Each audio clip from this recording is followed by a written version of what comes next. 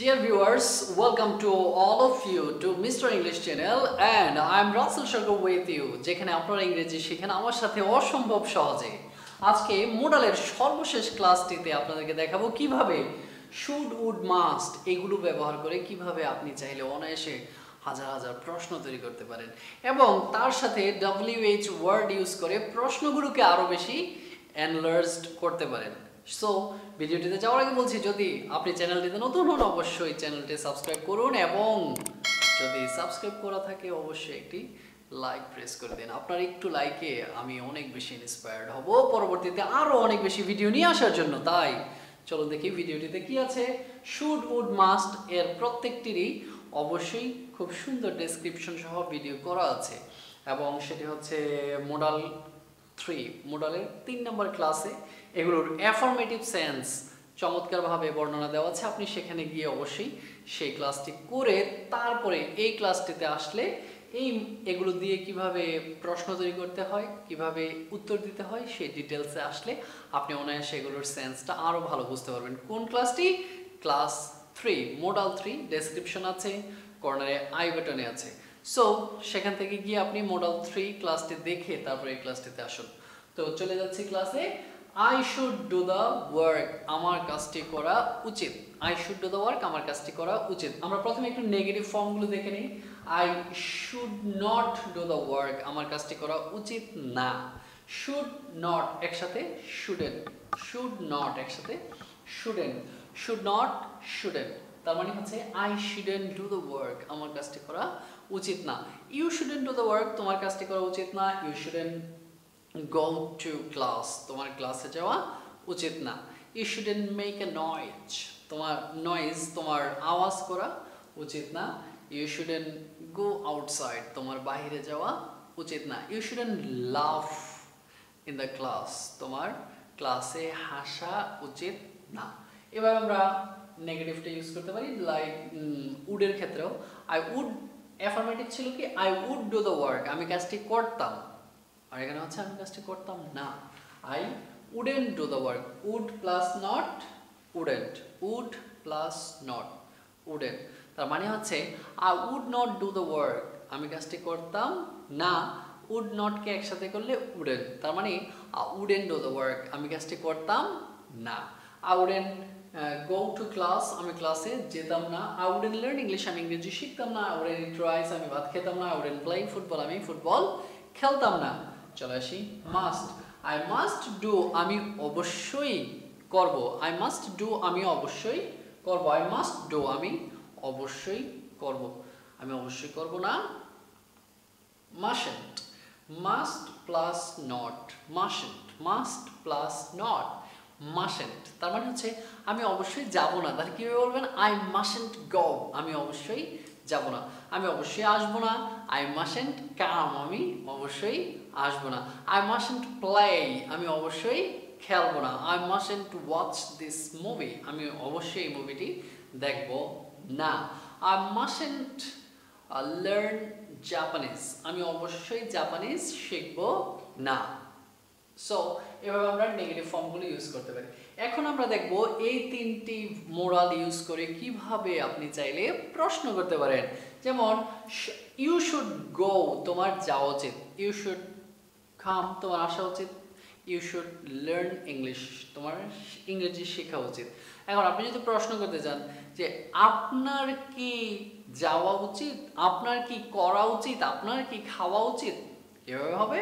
Just আপনি ভার্বগুলোকে সামনে নিয়ে আসেন, ঝামেলা পরিষ্কার। খুব সহজেই প্রশ্ন তৈরি করা সম্ভব। কিভাবে? আবার বলছি, ভার্বগুলোকে জাস্ট সামনে নিয়ে আসেন। নিয়ে আসলাম সামনে, সামনে চলে আসলো। কি এগুলো? Auxiliary verb. সো এবার শেষে end of the sentence there must be a sign of question. একটা কোয়েশ্চেন সাইন থাকবে সেন্টেন্সের শেষে অবশ্যই। তাহলে কিভাবে হবে? শুড ইউ ডু আপনার কি করা উচিত? Should you do the work আপনার কি কাজটি করা উচিত? Or should I do the work আমার কি কাজটি করা উচিত?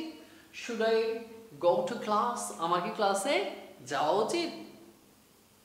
শুড আই প্লে ফুটবল আমার কি ফুটবল খেলা উচিত? উড দিয়ে প্রশ্নটি করলে উড আই লার্ন আমি কি শিখতাম? Would I go to class আমি কি ক্লাসে যেতাম?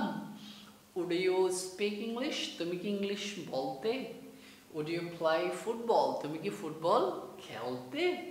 লাইক মাস্ট দিয়ে যদি বলেন মাস্ট ইউ কাম, তুমি কি অবশ্যই আসবে অথবা তুমি কি অবশ্যই আসো, প্রেজেন্ট অ্যান্ড ফিউচার দুইটা মিনিং হতে পারে।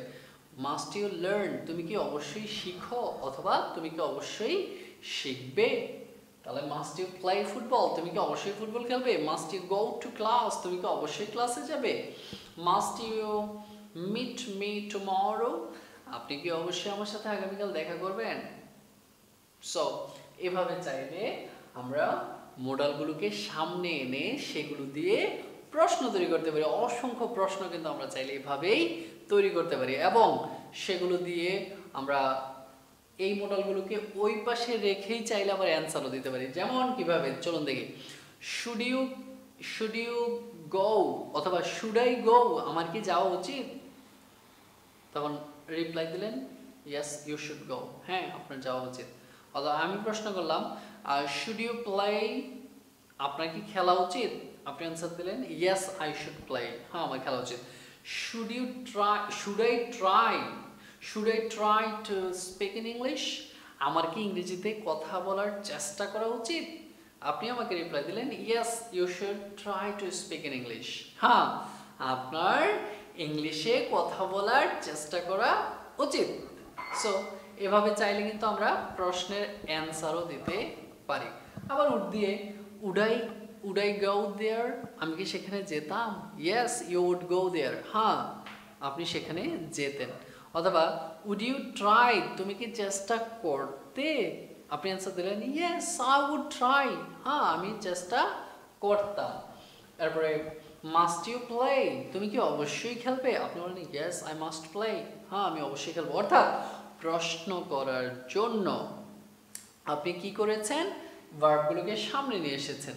আর উত্তর দেওয়ার জন্য কিন্তু ভার্বগুলো ওপাশে রেখেই আপনি চাইলে উত্তরটা অনায়াসেই দিতে পারেন। এখন আপনাকে নিয়ে যাব আরও একটু সামনে, যেখানে আপনার জন্য অপেক্ষা করছে নেগেটিভ কোশ্চেন। নেগেটিভ কোশ্চেনগুলো কিভাবে হতে পারে, যেমন শুডেন্ট ইউ গো, আপনার কি যাওয়া উচিত না? Shouldn't you go, shouldn't you come, আপনার কি আসা উচিত না? শুডেন্ট ইউ লার্ন ইংলিশ, আপনার কি ইংরেজি শেখা উচিত না? শুডেন্ট ইউ প্লে ফুটবল, আপনার কি ফুটবল খেলা উচিত না? শুডেন্ট ইউ ক্যাচ ফিশ, আপনাকে মাছ ধরা উচিত না? Shouldn't you walk in the morning, আপনার কি সকালে হাঁটা উচিত না? Shouldn't you try to develop the skill of English speaking, আপনার কি ইংলিশ স্পিকিং এর দক্ষতা উন্নয়ন করার উচিত না? এরকম তখন আপনি কিন্তু সেগুলোর অ্যান্সারও দিতে পারেন। Shouldn't I try to speak in English, আপনি বলেন yes you should try to speak in English. Shouldn't you go, আপনার কি যাওয়া উচিত না? আপনি বলেন নো আই শুডেন্ট গো, না আমার যাওয়া উচিত না। আবার negative question, wouldn't I come, আমি কি আসতাম না? No you would not come or you wouldn't come, না আপনি আসতেন না। তারপরে মাস্টের নেগেটিভ কোশ্চেনটা কীভাবে হবে, লাইক মাস্টন্ট আই ট্রাই, আমি কি অবশ্যই চেষ্টা করি না? তারপরে নো ইউ মাস্টন্ট ট্রাই, না আপনি অবশ্যই চেষ্টা করেন না। সো নেগেটিভ কোশ্চেনের কাজও শেষ হয়ে গেল। এবার চলুন আমরা দেখি তারও সামনে আরও কি আছে, আছে WH ওয়ার্ডগুলো আমরা এখন ওই প্রশ্নগুলোর সামনে বসাতে পারি প্রশ্নটাকে আরও বেশি দীর্ঘ করার জন্য। আপনি এবার প্রশ্ন করবেন শুড আই ট্রাই, আমার কি চেষ্টা করা উচিত? তখন আপনি প্রশ্ন করেন আমার কি চেষ্টা করা উচিত, আমার কেন চেষ্টা করা উচিত, আমার কিভাবে চেষ্টা করা উচিত, আমার কোথায় চেষ্টা করা উচিত। এরকম একটা প্রশ্নকে যদি আপনি আরো বিভিন্ন শব্দ দিয়ে এটাকে আরো লম্বা করতে চান, অনেক তথ্য জানতে চান, যেমন আগের প্রশ্ন দিয়েছিল শুড আই ট্রাই, আমার কি চেষ্টা করা উচিত? Someone will reply you yes you should try, হ্যাঁ আপনার চেষ্টা করা উচিত। অর্থাৎ ইয়েস অথবা no you should not try, না আপনার চেষ্টা করা উচিত না।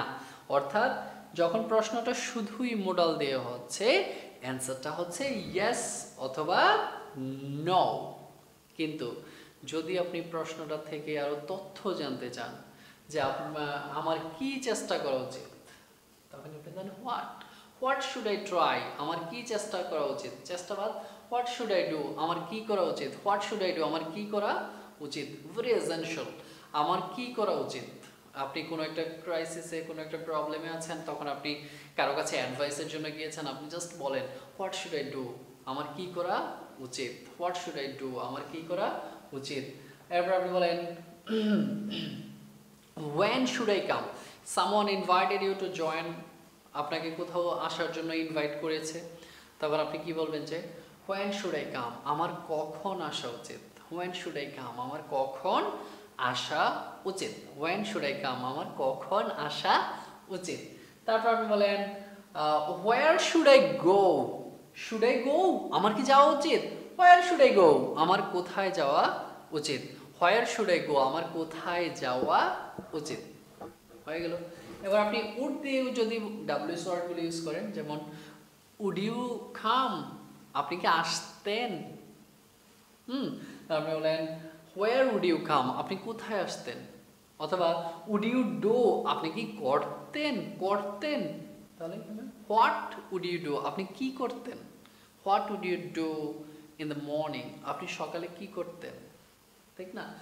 সো এই পরিস্থিতিতে আপনি যখন আবার মাস্ট দিয়ে প্রশ্ন করবেন যে মাস্ট আই ট্রাই, আমি কি অবশ্যই চেষ্টা করব, হোয়াট মাস্ট আই ট্রাই, আমি অবশ্যই কি চেষ্টা করব, অথবা হোয়াট মাস্ট আই ডু, আমি অবশ্যই কি করব, হোয়াট মাস্ট আই ডু, আমি অবশ্যই কি করব।